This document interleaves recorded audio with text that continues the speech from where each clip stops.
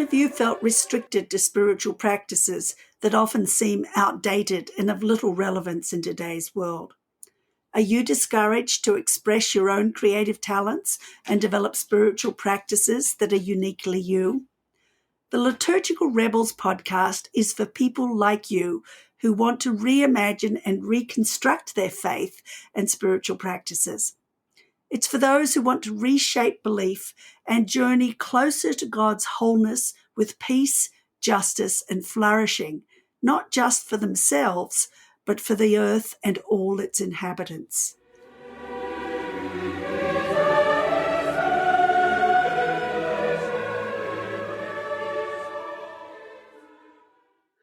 In today's episode, I will be in conversation with professional baker and practical theologian Kendall Vanderslice, who has spent a lot of time reflecting on the connection between the dough that clung to her fingers at work and the bread blessed and pressed into her palm during communion at church, ultimately seeing that they are both tangible reminders that God is with her and that God cares. Kendall is the founder of the Edible Theology Project, a ministry that connects the communion table to the kitchen table. She is a graduate of Wheaton College, Boston University, and Duke Divinity School. Kendall's recent book is Bake and Pray. She has also written By Bread Alone and We Will Feast, and lives with her big-eared beagle named Strudel in Durham, North Carolina, where she teaches workshops on bread baking as a spiritual practice.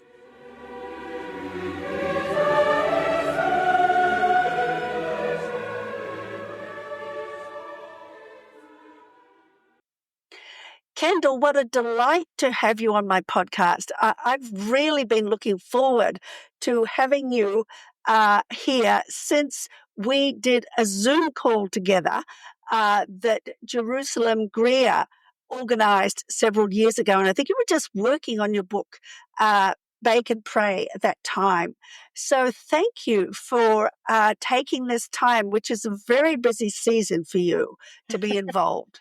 Well, thank you so much for having me. This is my favorite season of the year, so I love being able to talk about bread in this time. Wonderful. Yeah. Well, I have really been enjoying, kind of getting to know you a little bit in different ways. So I want our audience to be able to get to know you a little bit better too. So, because, I think many people are intrigued by the whole thing of bread making, but most of us haven't really thought about it as a spiritual practice, certainly not in the way that you talk about it. Yeah, absolutely. So can you tell us a little bit about how you got interested in bread making and what led you to view it as a spiritual practice? Well, I have been just enamored with the process of making bread really my whole life. I have a very distinct memory in elementary school of going on a field trip to a bakery and just being completely fascinated by the movements of the bakers, by the, massive bags of flour and the massive mixers and just the growing dough, and that they kind of had this choreography to their movements together. And so from that time on, I was in love with the kitchen, in love with baking. It was where I worked through so many different emotions. I had a lot of anxiety in high school, especially. And so it was a place where I found a lot of calm, and I found a lot of joy in this process of baking for other people. And so when I was thinking about, what am I going to do with my life? This pretty quickly became the ideal sort of career path for me. And so I started working in professional kitchens while I was still in college. And then after I graduated, I moved to New England and was working as a professional baker and pastry chef in both bakeries and restaurants. And I would rush from work on Sunday morning to church, and I started receiving communion every week with bread dough still stuck to my arms. And I started to question, what is the relationship between this bread that I spend all day baking and this bread that I receive at the communion table week after week after week? And so that just sparked this whole new host of theological questions around, what is it that I'm actually doing with my life? And is there more significance to it than I ever realized? Oh, I love it. I really do. In the introduction to your book, Bake and Pray, you comment that bread is a narrative tool God uses to tell us the story of God's work in the world. And then you go on to point out that the first time bread is mentioned in the scriptures is Genesis 3:19, which I'm sure most of us had never even noticed. And it says, by the sweat of your brow, you shall eat bread. And that's all I'm going to read at the moment. And it really is quite a startling statement. Can you explain the importance of this and its relevance to the biblical story? Yeah, so I think bread is so common all throughout scripture, but not just in scripture, in just our regular parlance. We use the word bread to mean just generally provision of various Mhm. kinds. We talk about our daily bread. We talk about, the breadwinner who's the breadwinner of the family, that bread becomes a stand-in for money, for community, for just general need. And we overlook the fact that it has become this kind of innocuous word because it is so common and so integral to human existence. And so we forget that when scripture talks about bread, it is talking about literal bread, this flour and water mixed together and baked into something delicious. And so in scripture, the first time that we see bread is in Genesis 3:19, and there's some real significance to it being brought in at this particular point. Prior to this point in Genesis, we have our creation narratives. The first humans were created and placed in the garden. They were told that they could eat the fruits of the trees that were in the garden, that their existence, their nourishment, their delight in food came from simply receiving these gifts from God that grew on the trees. Bread, I don't know if you're aware of this, but it does not grow on trees. Yes, I am very aware of it. I have a friend, believe it or not, who for their wedding, they grew the wheat and then Wow. ground it and everything to make the bread for the communion. Oh, so So, they are yeah, very familiar then with the many exactly. Yeah. steps required in baking bread. You can't pluck it from a tree and eat it. You have to grow it, you have to thresh it, you have to grind it into flour, you have to turn that flour into dough, that dough into bread. There's an incredible amount of work required to make this bread. And yet, this bread contains most of the nutrients that humans need to survive. We can actually live off of bread alone for a very, very, very long time. As long as it's not white bread. Yes, yes. It has to be, we need to have all the nutrients in the Yes. bread, this long fermentation that unlocks so many of the nutrients within the bread. But yes, we can live off of good bread for a very, very long time. And so, in this Genesis 3:19, it is this picture of this gift from God that is being offered to us in the midst of this story of the brokenness of creation. That yes, this requires an incredible amount of work. And also, it's this invitation to participate with God in the transformation of creation into something nourishing, into something delicious. The imagery is just beautiful. I just love it. I've never heard anybody say that again. And I'm thinking, oh, I want to let this person know, and I want to let this person know. We have somebody in our neighborhood. In fact, there's a network here in Seattle of, there are free little libraries around the place. Well, there's a network that started here of free little bakeries. Oh, I love Isn't that. that lovely? And as you talk about this, that's what I'm thinking of. I'm thinking, yes, it's just a lovely thing. And I wish, in fact, I might send the person the liturgy, which is my next question for you. The liturgy that you use, which is more of an embodied kind of a practice rather than what most people think of as a liturgy. But I love it because I love embodied practices. And I'm looking forward to embracing it more as we go through the class that you're teaching at the moment.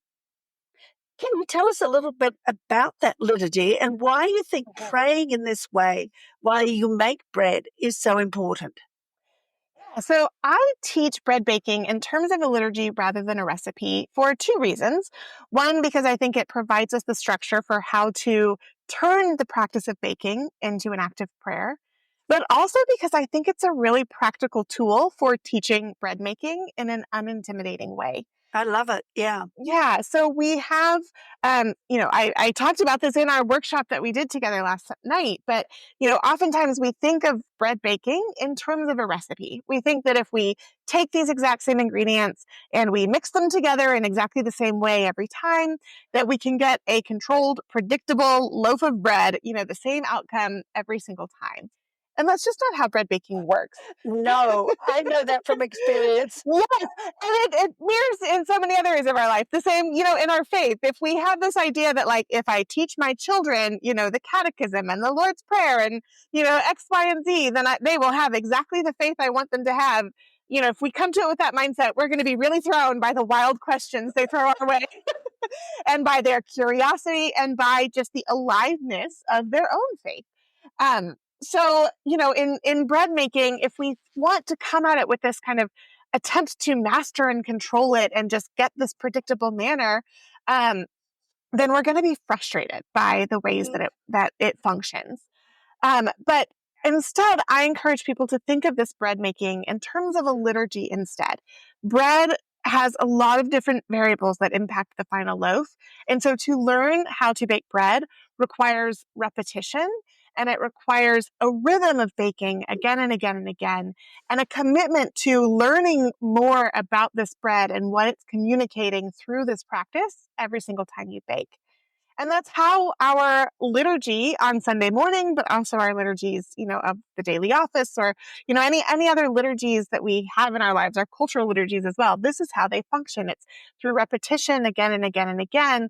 We learn both through the words that we're saying, through the actual practice of repeating it, and then also our knowledge of what we're saying and doing and how God is shaping us deepens every single time we flow through this rhythm. And so that's how this bread baking liturgy is intended to function. I love it. It's just beautiful. I think that one of the things that we unfortunately, we so intellectualized our faith that we lost a sense of the sacredness of the liturgy of the acts of daily life. And this is just such a wonderful example of how we can enter into this.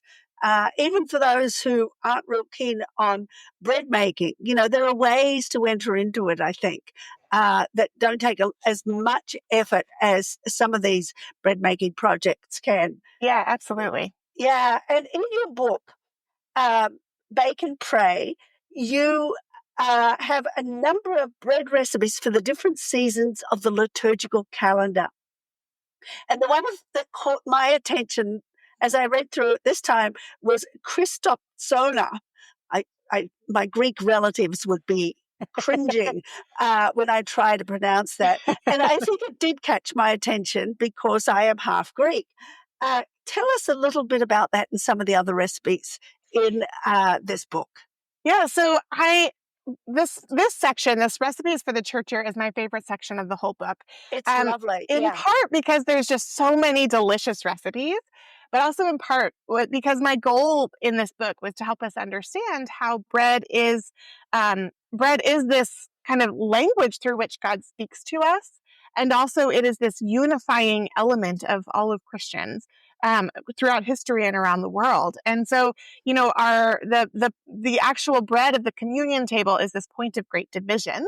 That we cannot all be in communion with one another, and yet also the actual breads that make up our rhythms and traditions and our holidays are this sort of unifying point. And so I wanted these recipes through the church year to help tell the story of the incredible diversity and creativity within Christian tradition throughout history and around the world. And so it was so fun to incorporate breads from different parts of the world and from aspects, traditions that are not my own. And so this bread, this Greek Easter or Christmas bread, I believe it's pronounced Christopsomo.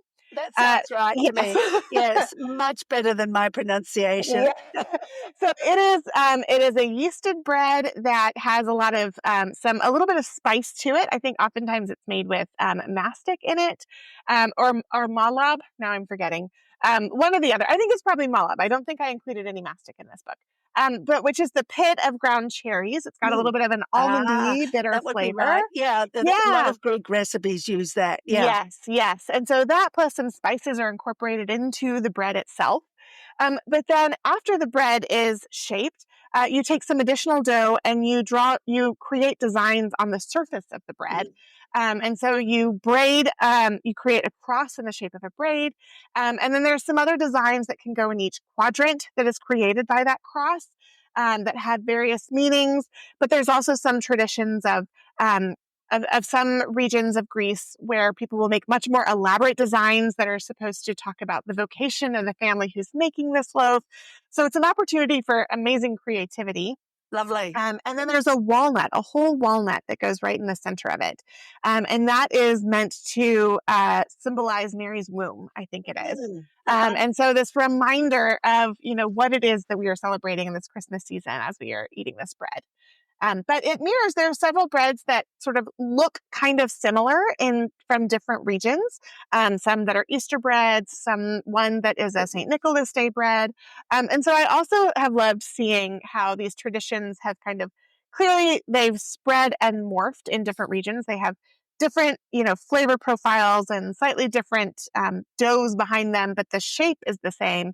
And so, there's some kind of connection at some point in history where people from one region saw the breads of another region and mirrored it in some capacity. Oh, yeah, I'm sure that happened all the time. Now, as you mentioned already, we are currently in the season of Lent, and you are conducting a Lenten sourdough series, which I am participating in and very much enjoying. Um, and I'm, really learning a lot from your approach to bread making as a spiritual practice in this series. But I am sure that many of our listeners have never thought of bread making as a Lenten practice, which is different from just being a spiritual practice. This is a very specific kind of spiritual practice. So tell us a little bit about that and how people could incorporate it into their Lenten practices. Yeah, so I started teaching bread making, specifically sourdough bread, as a Lenten practice about 9 years ago. And Wow. for me, it started because I was a ballerina growing up. I have a long history of disordered eating in high school and college. And so for me, once I started worshiping within a more liturgical tradition, these rhythms of fasting was a really dangerous potential trigger for that eating disorder history. And so I started to question, how can I engage in these rhythms of Lent if fasting is something that's not safe for me? And so in that season, that's kind of where it began, was this looking for a practice that helped me lean into these rhythms of drawing near to God, of a deeper spiritual practice, of really focusing on the human limitation that is such a focus of this Lenten season. And so sourdough bread baking became a practice that I was able to take on. And in time, as this Lent sourdough has grown, as my own understanding of the practice and of the season has grown, I've come to love even more the ways that my Lent is always shaped by the sourdough bread baking. Lovely. So, historically, the fast of Lent has been, especially for medieval Christians, it was a fast from all animal products. And so a lean bread, like a sourdough bread, would be the core food that most people would eat in that time. So we're focusing on making this bread that would historically have been a very kind of fasting friendly food item. And then, of course, the second pillar is praying. And so we are learning to actually use the process of baking bread as a form of prayer. But then the third pillar is almsgiving, this giving away out of the excess that is created by our fasting. And so in this practice of baking, we have created something that multiplies so easily that we can then share with our broader community. And so that's what I hope to have people focus on in this Lenten season as we bake Lovely. sourdough.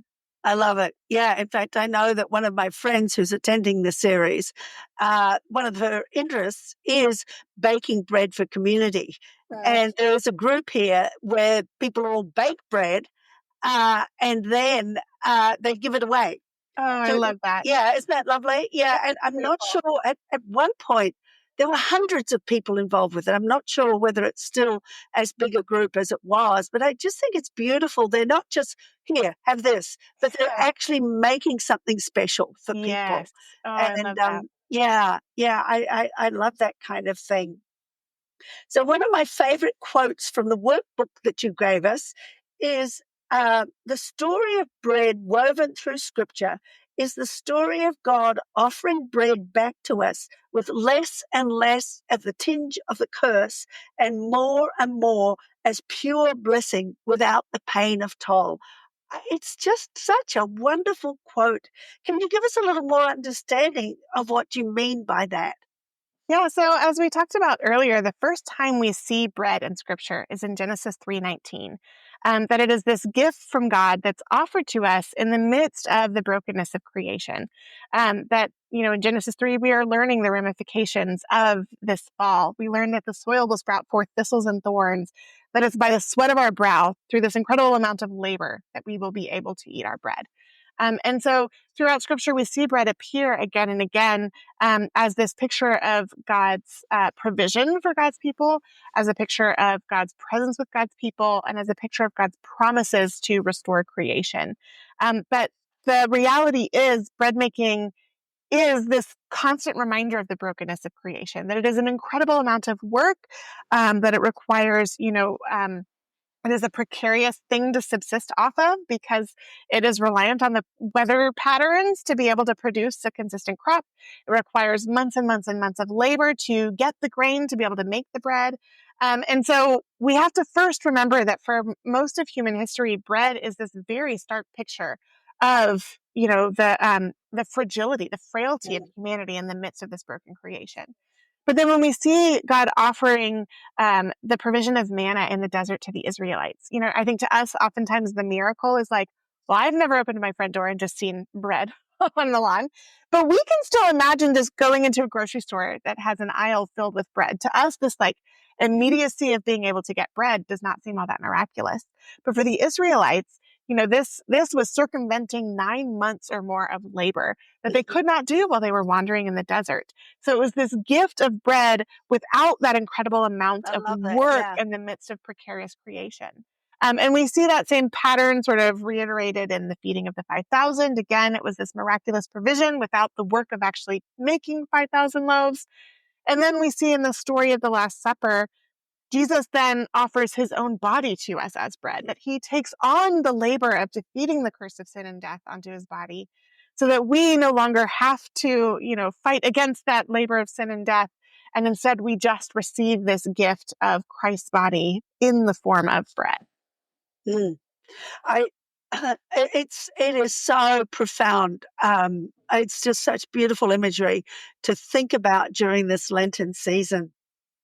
And I love that this series that you're doing, that we end by making hot cross buns, because I grew up with hot cross buns. I know they're not so much a part of American culture, but they're becoming more so, though. They are.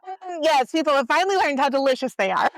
Yeah, and but they are very much a part of Australian culture. In fact, now you can usually buy them in the stores straight after Christmas. I mean, the significance of them is disappearing. Yeah. When I was growing up, my mother and I would always make hot cross buns on the Thursday, before Christmas. It was just a beautiful tradition. So, tell us, but I've never made them with a sourdough starter. So what is the significance of hot cross buns, and what difference does sourdough make to the buns? Yeah, so hot cross buns have a really fascinating history. There's a lot of sort of questions around, where they actually began.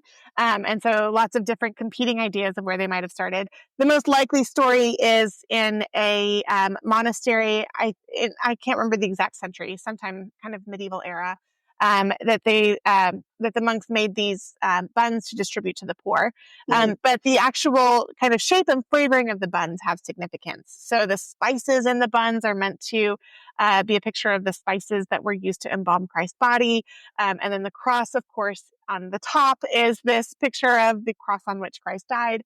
And so that's why they are traditionally associated with Good Friday. Yes. But actually some fun, fascinating history is that they used to be served all year round. They were not just limited to Good Friday.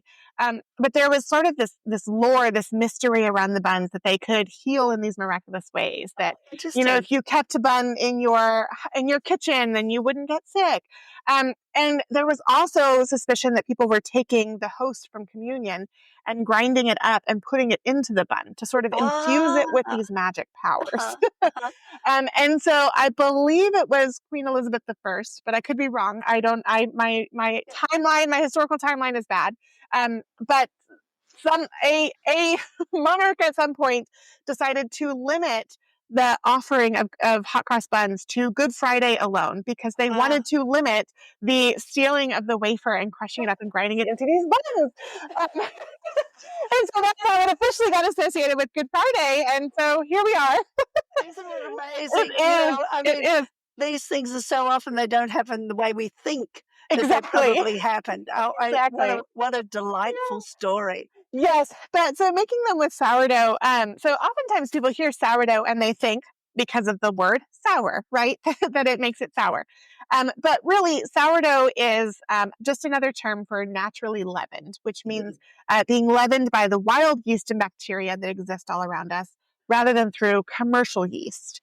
And so the method that we'll be using to make these is a little bit different than the method we'll use to make our really tangy sourdough bread. We'll actually mix together what's called a stiff sweet starter first. So we'll feed our starter with a higher volume of flour and also with some sugar. And then what that will do is the sugar plus the higher amount of flour will kind of neutralize the acidity in our sourdough starter, so that then we can make these buns. And it's still the wild yeast that's leavening it, but it's not going to be tangy in flavor like a sourdough bread would be. And so it's a really fun kind of art form or craft to develop, to learn that we can make our bread without having to use commercial yeast. That just the yeast that's all around us can raise our bread for us. But when you work with wild yeast, it develops a deeper, richer flavor than commercial yeast does, and also it has a longer shelf life. So these buns should last longer on your counter if you have, the self-control to leave them. Longer theoretically, but I think we'll still find them just as delicious, that you want to eat them up faster. I've found they don't always last very long, actually. Yes. So, yeah. Now, one question that occurs to me as we're talking here is, what about people who say, "Oh, I can't eat those because of my allergies"? And I know, a lot of my friends that say they're allergic to gluten, they can't eat gluten, that when they go to Europe, where they do much more of the slow process, they find they can eat the bread. Can you address that issue a little bit for us?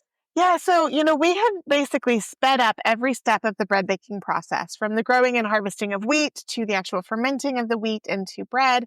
And then even our eating practice. We eat on the go, we run around, we don't sit down and slow down. And I think all of these steps of speeding up the process have changed the ways that our bodies can handle the grain, and it has made it hard for our bodies to digest.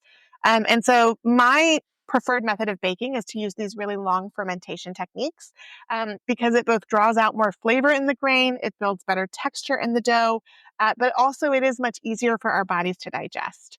And so most people that have non-celiac gluten intolerance find that they are able to consume bread when it's made with these longer fermentation techniques. For some people, it is, using this higher quality grain can make a difference as well. That's what I'm thinking too. And then oftentimes, if someone, if they can't eat it in the US and then they go to Europe and they can suddenly eat it, well, it might be the quality of the grain, but it also might be the rhythm of your life.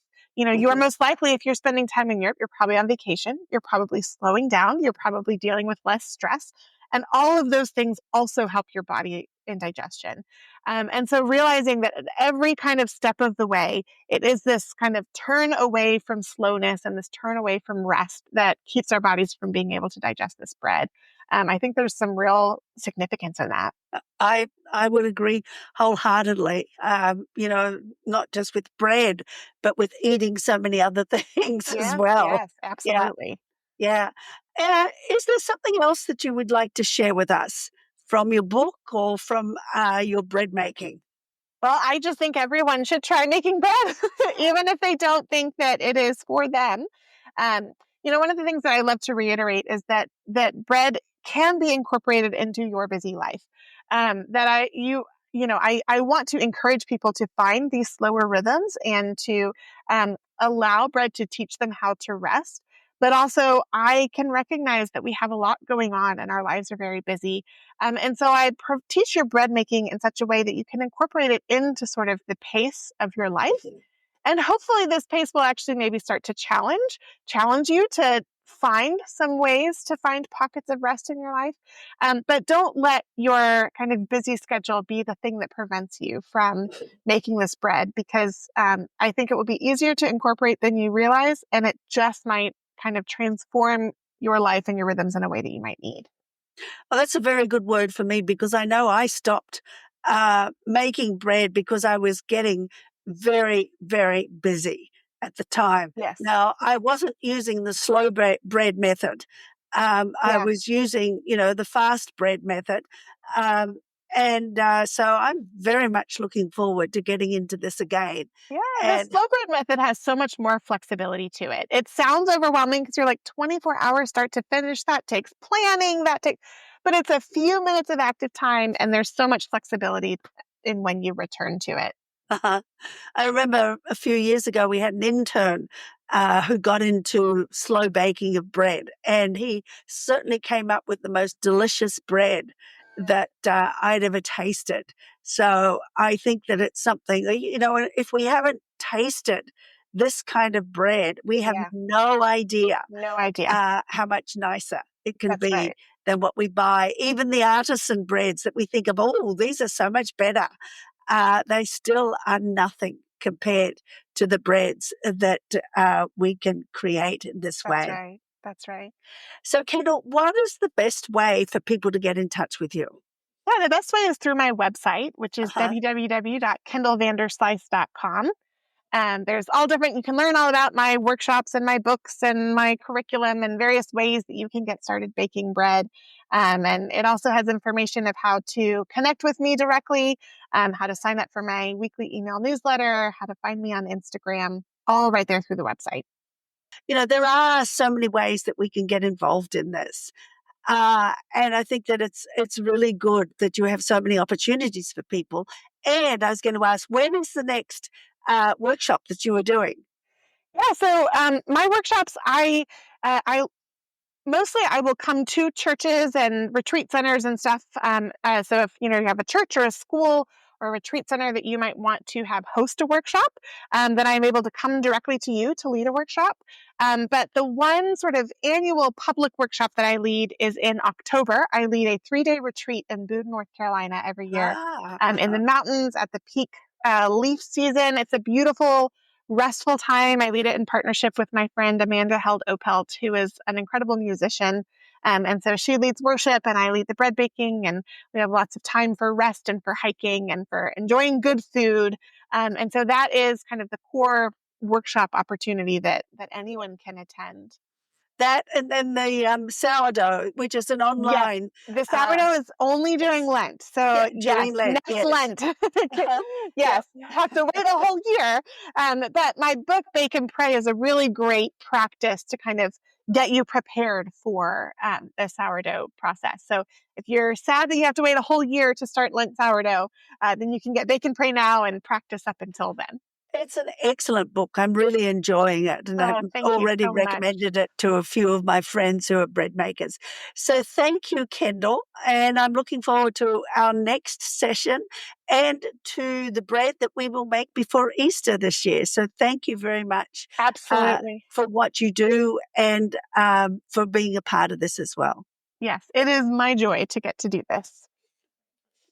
In today's engaging conversation, Kendall Vanderslice and I explored the spiritual significance of bread making, discussing its biblical roots, the art of baking as a form of prayer, and the importance of community and tradition in the practice. We delved into the liturgical aspects of bread, seasonal recipes, and how bread making can be a meaningful Lenten practice. The discussion also touched on the science of sourdough, its digestibility, and the rich history behind traditional breads like hot cross buns, emphasizing the transformative power of incorporating bread making into our busy lives. In the next conversation, I will be in conversation with Ruth Padilla de Borscht. Ruth yearns to see peace and justice embraced in the beautiful and broken world we call home. As a theologian, missiologist, educator, and storyteller, she has been involved in leadership development and theological education for integral mission in her native Latin America and across the globe for several decades. She lives with her husband James in Costa Rica as a member of Casa Adobe, an intentional Christian community with deep concern for right living in relationship to the whole of creation. Her studies include a Bachelor in Education from Argentina, an MA in Disciplinary Studies from Wheaton College, and a PhD in Theology from Boston University.